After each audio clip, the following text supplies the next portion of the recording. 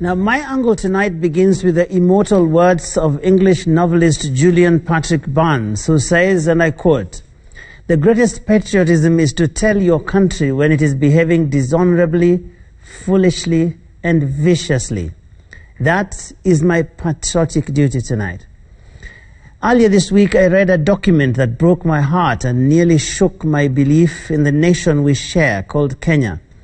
This document was the eulogy, or what would have been the speech, of lawyer Miguna at the funeral of his father-in-law, the late Mzee Omolo Awange, who was buried in Migori County yesterday.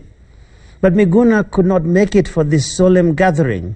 He was stranded in Germany, prevented from coming to his own country by the government for no known justifiable reason, and in total defiance of countless court orders.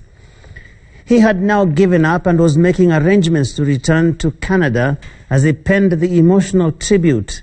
In the poignant note that captures an intimate relationship between a father-in-law and his son-in-law, Miguna regrets his absence at the funeral, attributing it to those who believe that they have the power to decide who is Kenyan and who is not. Miguna describes the man whose funeral he could not attend as the father he never had, since his own father had died months before he was born and had to be raised by the mother in Miguna, in Kano Plains, present-day Kisumu County. And all those are physical, verifiable places in the country called Kenya.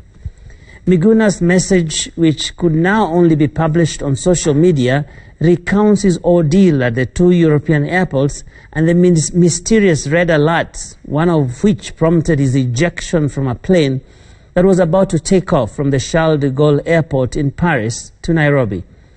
Miguna takes time to apologize to the departed old man, saying, quote, "I apologize to my father-in-law Omolo Awange for me not having the raw power to attend the funeral by force." Ladies and gentlemen, that was a low moment, a very low moment, in fact one of the lowest for Kenya in our recent history, a moment of national shame. Funerals are what they are. They are important and solemn. They don't give notice, and no doubt they're painful.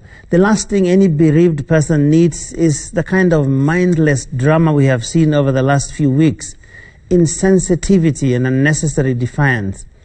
Everywhere around the world, countries look out for their citizens. When there is a natural disaster or war, countries rush in to evacuate their citizens.